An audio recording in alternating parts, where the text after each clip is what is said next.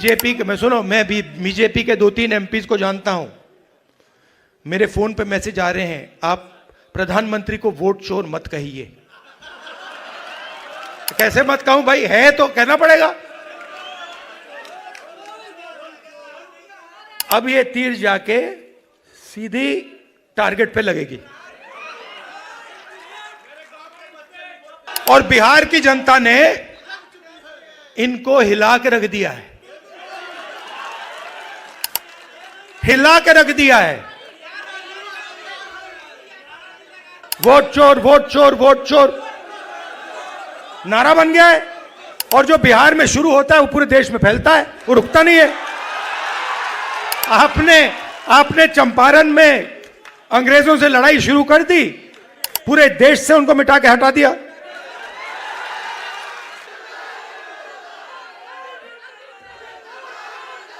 अच्छा बोलने तो दीजिए। कुछ दिन पहले हमने बिहार में ये वोट अधिकार यात्रा शुरू की।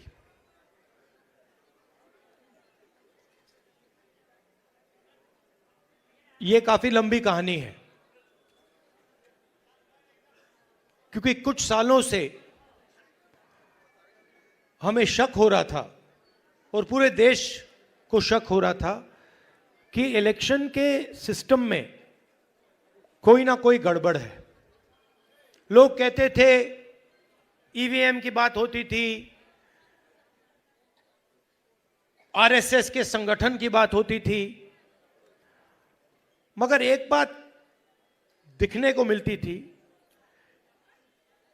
कि बाकी पार्टियों को एंटी इनकम्बेंसी हो जाती थी, मगर बीजेपी के खिलाफ कभी एंटी इनकम्बेंसी नहीं होती थी।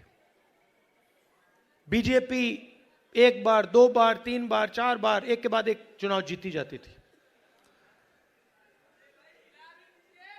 तो अजीब सा लगता था, मगर हम खुलकर नहीं कह सकते थे क्योंकि सबूत नहीं था। महाराष्ट्र में हमें सबूत मिला। सबूत क्या था? लोकसभा का चुनाव हमारा गठबंधन जीतता है, स्वीप करता है। 4 महीने बाद उसी प्रदेश में, उसी महाराष्ट्र में वही पार्टियां लड़ती हैं। हमारा गठबंधन बीजेपी के गठबंधन के खिलाफ लड़ता है। हमारे गठबंधन का एक भी वोट कम नहीं होता।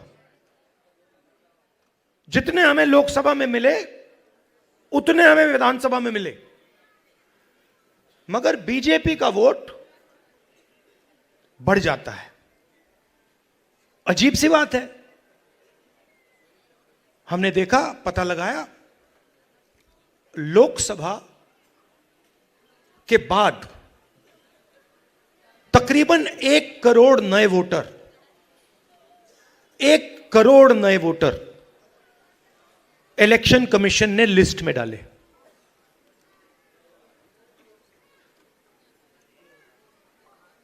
$45 लाख लिस्ट में और बाकी वोटिंग बढ़ी। सारे के सारे जो वोटर नए वोटर थे, सारे के सारों ने बीजेपी को वोट दिया। और जहां भी नए वोटरों ने बीजेपी को वोट दिया, वहां बीजेपी ने चुनाव जीता। हम गए इलेक्शन कमीशन से, हमने पूछा, बताइए कौन है ये लोग, ये नए वोटर जो हैं, ये टर्नआउट जो बड़ा है, ये कौन है? हमें इनके नाम दीजिए, वोटर लिस्ट दीजिए। कहते नहीं देंगे। फिर हमने उनसे कहा, देखिए इतना वोट पड़ा है, इतना टर्नआउट बढ़ा है, 5:30 बजे के बाद इतने वोट गिरे हैं, हमें आप कैमरा दिखाइए, वीडियो कैमरा दिखाइए, वीडियो फीड दिखाइए। कहते नहीं, हम नहीं दिखाएंगे। फिर क्या करते हैं, कानून बदल देते हैं और 45 दिन के अंदर वीडियो फीड को डिस्ट्रॉय कर देते हैं। फिर हमने कर्नाटक में अपनी टीम से कहा कि देखिए आप एक लोकसभा चुनिए और उसमें गहराई से देखिए, मैग्नीफाइंग ग्लास को लेके हर पेज को देखिए और बताइए यहां पे हुआ क्या। इलेक्शन कमीशन हमें इलेक्ट्रॉनिक वोटर लिस्ट नहीं देती, तो 8-10 फुट ऊंची बोरी कागजों की, 200-300 किलो की, हमारे 40 लड़कों ने 4 महीने 16 घंटे काम किया।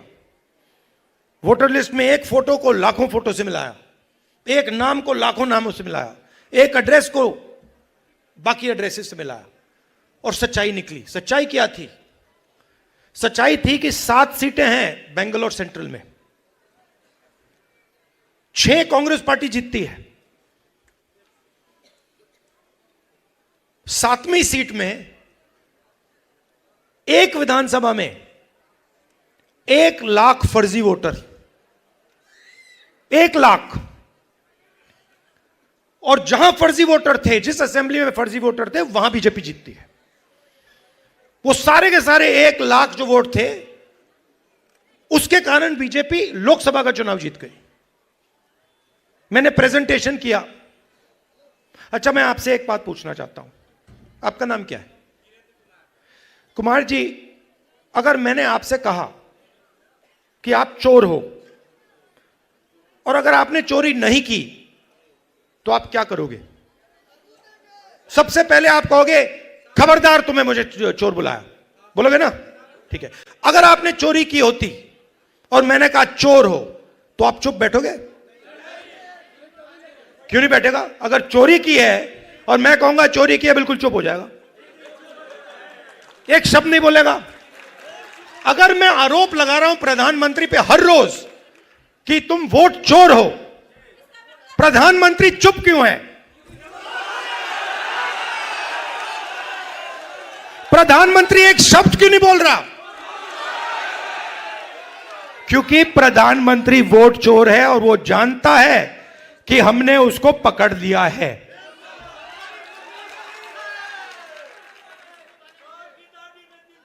देखिए, मैं आपको एक बात बताता हूं। देखिए, हमारा जो काम है ना, मेरा जो काम है, मेरे बारे में आप दो चीजें समझ लीजिए। सबसे पहले, अगर मैंने किसी चीज के बारे में मन बना लिया तो फिर मन बना लिया। और दूसरी चीज, मैं सुपरफिशियल बात नहीं करता हूं, मैं गहराई से चीजों को समझकर काम करता हूं। अब आप एक बात समझिए और सुनिए। जब वोट चोरी होती है तो इस संविधान पर आक्रमण होता है। इस संविधान में लिखा है कि हिंदुस्तान के एक नागरिक को 1 वोट मिलेगा, चाहे वो अंबानी हो, चाहे वो सबसे गरीब व्यक्ति हो, किसान हो, मजदूर हो, वोट 1 मिलेगा। माधवापुरम में एक व्यक्ति का नाम 4-5 बार वोटर लिस्ट पे आता है। यह संविधान पर आक्रमण है और यह हम नहीं सहेंगे, यह हम नहीं होने देंगे। अब आप अच्छी तरह सुनिए, और जो मीडिया वाले मित्र हैं, इसको आप अच्छी तरह लिख लीजिए। मैं गहराई में जाता हूं। हमने जो काम माधवपुरा में किया है, उसको हम आने वाले समय में, माधवपुरा में नहीं रुकेगा वो, हम आपको दिखाएंगे, देश को दिखाएंगे।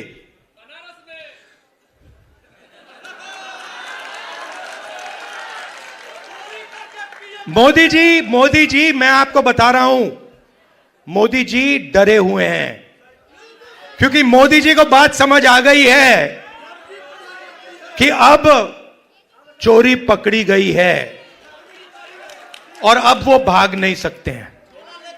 हम आपको दिखाएंगे कि सिर्फ माधवपुरा में चोरी नहीं हुई है, लोकसभा में चोरी हुई है, हरियाणा में चोरी हुई है, महाराष्ट्र में चोरी हुई है, मध्य प्रदेश में चोरी हुई है और अब ये बिहार में चोरी करने की कोशिश कर रहे हैं।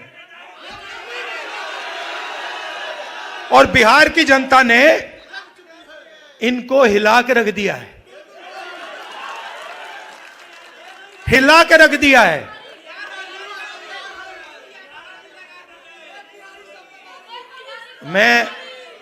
मैं दो तीन बीजेपी के, मैं सुनो, मैं भी बीजेपी के 2-3 एमपीज को जानता हूं। मेरे फोन पे मैसेज आ रहे हैं, आप प्रधानमंत्री को वोट चोर मत कहिए। कैसे मत कहूं भाई, है तो कहना पड़ेगा। अब ये तीर जाके सीधी टारगेट पे लगेगी। आपके गांव के बच्चे, यहां पे तो भैया 6-6 साल के बच्चे बोल रहे हैं वोट चोर वोट चोर वोट चोर, नारा बन गया है।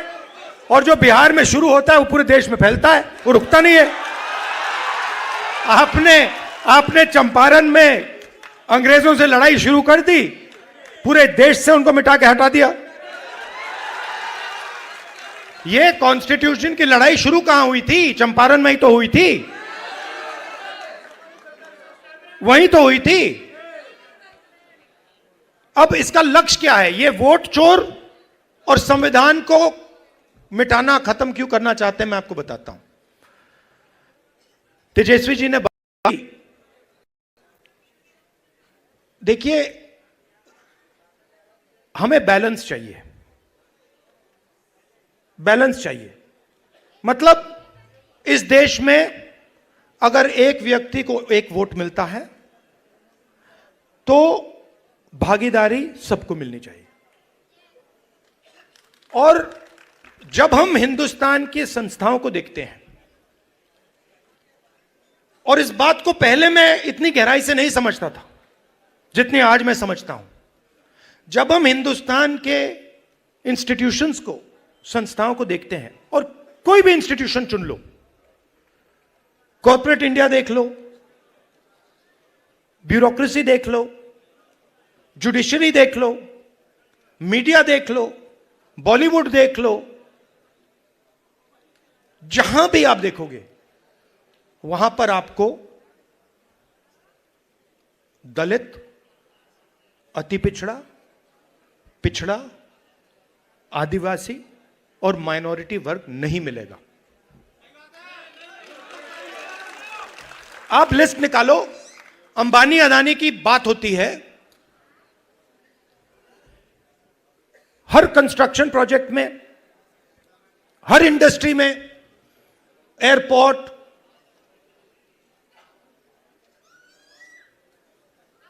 जमीन, solar power, wind power, petrol, diesel, सब में इनके नाम सुनाई देते हैं। 500 हिंदुस्तान की सबसे बड़ी कंपनियां हैं। मैं आपसे आज पूछना चाहता हूं, इन 500 में दलित, आदिवासी, पिछड़ा, अति पिछड़ा वर्ग के कितने मालिक हैं? मतलब हिंदुस्तान की पूरी इकोनॉमी में 90% तो है ही नहीं, 90% है ही नहीं। आप जाते हो प्राइवेट अस्पताल में, जाते हो, सरकार का काम आपके स्वास्थ्य और शिक्षा का देखभाल करने का होता है। ये बिजनेसमैन का काम नहीं होता है, ये सरकार का काम होता है। कि अगर कोई गरीब व्यक्ति बीमार हो जाए, सरकार की जिम्मेदारी होती है कि हमारा नागरिक है, हमारे देश का नागरिक है, इसकी रक्षा, इसकी प्रोटेक्शन, इसके स्वास्थ्य की प्रोटेक्शन हमें करनी है ना। कॉन्स्टिट्यूशन में यह नहीं लिखा है कि अगर हिंदुस्तान का कोई गरीब व्यक्ति बीमार हो जाए तो उसे मतलब 6, 10, 15 लाख रुपए का बिल दे दो। लिखा है कहीं? नहीं लिखा है। प्राइवेट स्कूल अस्पताल बंद हो, एक समान शिक्षा। नहीं, वो देखिए, मगर मैं उससे पहले एक सवाल पूछ रहा हूं। प्राइवेट अस्पतालों की लिस्ट निकालिए। ये बड़े बड़े अस्पताल हैं जहां आप लोग जाते हो, जहां आपके जेब से लाखों रुपए निकलता है। इनके मालिकों की लिस्ट निकालिए और मुझे वहां दिखा दीजिए दलित कौन है, आदिवासी कौन है, पिछड़ा कौन है, अति पिछड़ा कौन है, माइनॉरिटी का नाम, वहां नाम दिखा दो। अच्छा ठीक है, आप कहोगे नहीं भैया हमें स्वास्थ्य के कुछ लेना देना नहीं, तो फिर मैं कहूंगा ठीक है भैया शिक्षा के देख लेते हैं, इंजीनियरिंग कॉलेजेस देख लेते हैं, यूनिवर्सिटीज देख लेते हैं। प्राइवेट यूनिवर्सिटीज कॉलेजेस जहां आपको लाखों रुपए देने पड़ते हैं अपनी जेब से अपने बच्चों को पढ़ाने के लिए, खेत बेच के। फिर मुझे बताओ उनके मालिकों की लिस्ट में बता दो कौन सा है, मतलब अति पिछड़ा कौन है वहां पे बैठा हुआ। तो आप 90% हो। अब ठीक है, अगर आप सब मिलाकर 2% होते तो मैं कहता ठीक है भैया आप 2% हो, बात वहां खत्म हो जाए। मगर आप तो मेजोरिटी में 90% हो। आप 90% की भागीदारी हिंदुस्तान में है ही नहीं। कर्नाटक, तेलंगाना में हमने जाति जनगणना किया, आप हैरान हो जाओगे। सारे के सारे जो गवर्नमेंट के कॉन्ट्रैक्ट हैं, छोटे से लेकर बड़े, उनमें कोई अति पिछड़ा नहीं है, कोई दलित नहीं, कोई आदिवासी नहीं, कोई पिछड़ा वर्ग का नहीं। आप राजनीति कैसे करोगे? मतलब पूरी की पूरी फंडिंग आपके हाथ में नहीं है, कॉर्पोरेट इंडिया नहीं है, अस्पताल नहीं है। अच्छा ठीक है, आपको यह सब नहीं चाहिए, मीडिया देख लो, मुझे नाम बताओ। मैं देखिए, मैं बड़े प्यार से बोल रहा हूं, मैं बड़े प्यार से बोल रहा हूं, भागीदारी तो होनी चाहिए। ये ओपिनियन बनाते हैं, ये लोग ओपिनियन बनाते हैं। नहीं, वो आपने बोला सबसे खराब आज तक है, मगर मुझे ये बताओ एंकर्स में से मालिकों में से मुझे अति पिछड़ा नाम बता दो, मुझे दलित नाम बता दो, छोड़ो अति पिछड़ा छोड़ो, दलित बता दो, पिछड़ा बता दो। नहीं है तो कॉर्पोरेट इंडिया उधर नहीं हो, आप मीडिया में नहीं हो। अच्छा बॉलीवुड की बात करते हैं, वहां पे नाम बता दो, एक वहां बता दो, है ही नहीं, बहुत कम, क्या है ही नहीं। तो इसीलिए मेरी सोच है कि दो चीज से शुरुआत होगी। सबसे पहली चीज नेशनल लेवल पर जाति जनगणना, जिससे सबको पता लग जाएगा कि भैया हमारी इतनी भागीदारी है इस देश में। और तेलंगाना में हमने बहुत गहराई से किया है, सवाल पब्लिक से पूछ के हमने लिए हैं, दलित एसोसिएशन से हमने पूछकर उनसे कहा कि भैया आप बताओ हमें क्या पूछना चाहिए। ईबीसी एसोसिएशन से हमने पूछकर भैया आप बताओ हमें सवाल कौन से पूछने चाहिए। तो एक सेकंड, दूसरी बात, जो ये 50% की दीवार है रिजर्वेशन की, मैं आपको गारंटी करके कह रहा हूं, इसको तो हम चूरा चूरा करके फेंक देंगे उठा के। और ये देखिए, ये पहले 2 कदम हैं। आप ये मत सोचिए कि इसके बाद हम बात छोड़ देंगे। ये जाति जनगणना से हमें एक विकास का एक नया मॉडल मिलेगा, वो शुरुआत होगी। मगर हमारा लक्ष्य है कि देश में बैलेंस होना चाहिए, सब लोगों को इस देश में जगह मिलनी चाहिए, कोई भी हो, अपर कास्ट हो, दलित हो, अति पिछड़ा हो, माइनॉरिटी हो, सबको जगह मिलनी चाहिए और सबकी इज्जत होनी चाहिए। और मोहब्बत की दुकान, मतलब नफरत नहीं, प्यार से, बिना नफरत, बिना हिंसा, सबको लेकर देश की जो पूरी शक्ति है, जो देश के हर लोग में, हर व्यक्ति में है, उस पूरी शक्ति का हमें प्रयोग कर कर देश को आगे ले जाना है। मगर यह सब नहीं हो सकता अगर ये लोग वोट चोरी कर लेंगे। इसीलिए हम वोट अधिकार यात्रा यहां शुरू की और आपने हमें इतनी मदद की। आप सबका दिल से धन्यवाद करता हूं कि आपने अपनी पूरी एनर्जी इस यात्रा में डाली। धन्यवाद, नमस्कार, जय हिंद।